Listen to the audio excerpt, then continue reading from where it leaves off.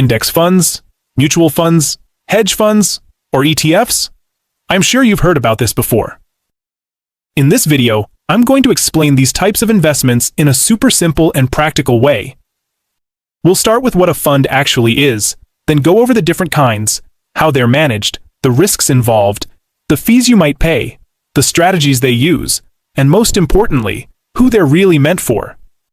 So please, give me 10 minutes, and I'll give you the knowledge most people take years to figure out. But first of all, I would like to make clear that this is not any kind of financial advice. Alright, before diving into every kind of fund, first let's understand what a fund actually is. Imagine you and your friends are organizing a birthday party. Instead of one person buying everything, each of you puts in a little money. With that pooled budget, you can get food, drinks, decorations, cake, and even music. No single person has to worry about covering everything, and everyone gets to enjoy the full experience without the stress of managing it all alone. That's exactly how a fund works. A group of people pool their money together, and that money is used to invest in a variety of assets like stocks, real estate, or bonds. Instead of trying to manage each investment yourself, the fund handles it for you, and you get to share in the overall results. Now that you've got a clear idea of what a fund is, let's dive into the different types. Starting with index funds, which are probably the most talked about on social media. You've likely heard influencers or finance creators say things like, "Just throw your money into an index fund and forget about it." But what does that actually mean? Alright, an index fund is a type of fund that doesn't try to pick winning stocks. Instead, it simply copies a list, or index of companies. But what exactly is an index? Think of it like a scoreboard or a sample group. It's a list created to represent a certain part of the market. For example, the S&P 500 is an index that tracks 500 of the biggest, most established companies in the United States. The bigger the company is, the more weight it has on the index. If the S&P 500 goes up, it usually means the market as a whole is doing well. There are all kinds of indexes out there. Some indexes track tech companies in the US, like the famous NASDAQ. This index includes giants like Apple, Microsoft, and Amazon, and it's seen strong growth over the past decade thanks to the rapid rise of technology. Then there are industrial-focused indexes, like the Dow Jones Industrial Average, or just the Dow. This one tracks 30 large, well-established companies across different industries. Think Coca-Cola, Boeing, and Johnson & Johnson. There are also indexes for small companies, international markets, emerging economies, and even specific sectors like energy or healthcare.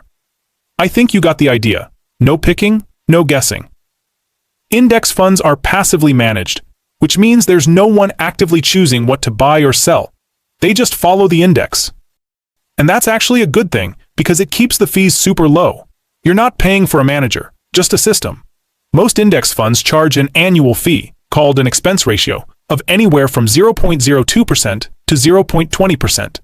That means if you invest $1,000, you might pay just 20 cents to $2 per year in fees. Incredibly, right? Some of the most well-known companies that manage index funds are Vanguard, BlackRock, which runs the iShares funds, and Fidelity. Index funds are also known for being low risk, relatively speaking, because your money is spread across hundreds of companies.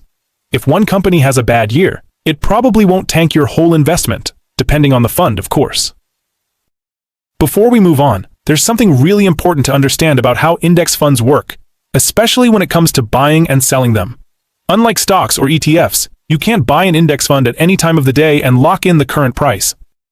Instead, index funds are only priced once per day, after the market closes. That price is called the net asset value. It's calculated by taking the total value of all the assets in the fund, minus expenses, divided by the number of shares the fund has. So, if you place an order to buy or sell an index fund at 11 a.m., your trade won't go through at that moment. It will be processed at the net asset value calculated after the market closes, typically at 4 p.m. This is what's known as the cutoff time. If you place your order before the cutoff, your trade will be executed on that day.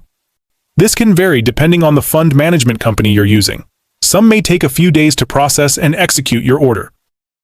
This system makes index funds simple and consistent, but it also means you don't have real-time control over the exact price you'll get. For most long-term investors, that's totally fine, but it's something to be aware of, so you're not surprised when the trade doesn't go through right away. So why are index funds so popular? Simple. They're low cost, low effort, and historically, they perform pretty well over the long term. That's why a lot of experts, even Warren Buffett, recommend them for most investors, because it's extremely difficult to consistently outperform the market. Alright, now let's talk about mutual funds. At first glance, they might seem similar to index funds. They both pool money from many investors and spread it across a bunch of assets. But the big difference is in how they're managed. Mutual funds are usually actively managed.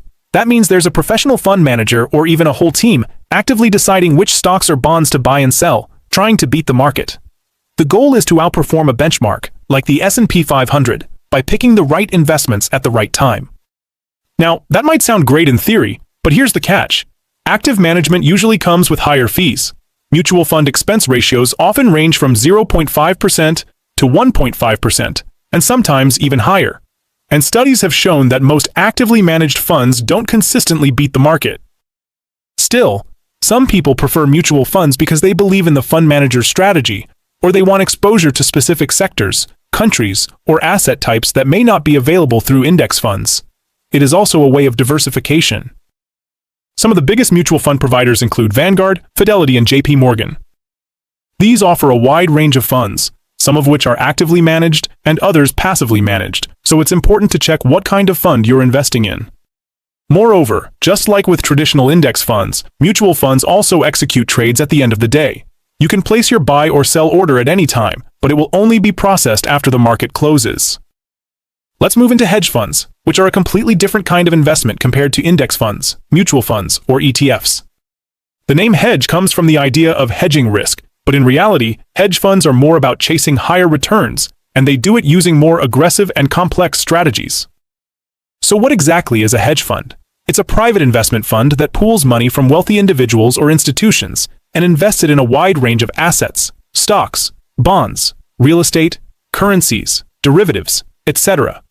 But unlike mutual funds or index funds, hedge funds often use strategies like short selling, leverage, which is borrowing money to invest more, and derivatives to try to generate high returns. They're actively managed by fund managers, who often have a lot of freedom to make bold investment moves. This can lead to huge profits, but also huge losses. That's why hedge funds are usually only open to accredited investors, people with a high net worth or income, because the risks can be much greater. And the fees? Hedge funds are known for the famous 2 and 20 model, a 2% annual management fee, plus 20% of any profits the fund makes. That's a lot more than index or mutual funds charge, so to make it worthwhile, hedge funds aim for much higher returns, but that also comes with higher volatility. Finally, let's talk about ETFs, or exchange-traded funds.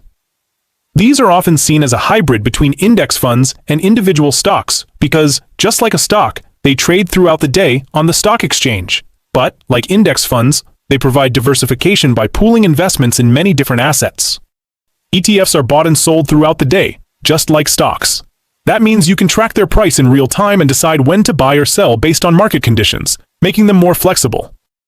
ETFs also have low fees, typically lower than actively managed mutual funds.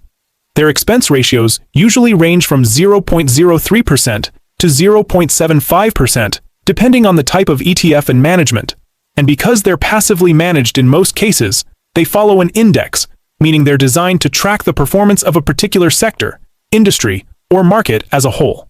That means that if you want to invest in the S&P 500, you are able to do it using an index fund or an ETF that replicates this index. Plus, many ETFs can be bought on brokerage platforms with no commission fees, making them very accessible. In conclusion, for most everyday investors, index funds or ETFs are usually the best choice. They're low cost, easy to understand, and offer broad diversification, perfect for long-term investment. Mutual funds may be suitable if you believe in a specific fund manager strategy or want exposure to certain sectors, but keep in mind the higher fees and uncertain performance. Hedge funds are designed for high net worth individuals who are willing to take on more risk and pay higher fees for potentially higher returns. They're not typically for the average investor. That's everything I wanted to make clear. I hope you understand every kind of asset. If you did, I would really appreciate it if you liked the video and subscribed. I will leave this video here, which you will probably like as well. Thanks for watching and see you very soon.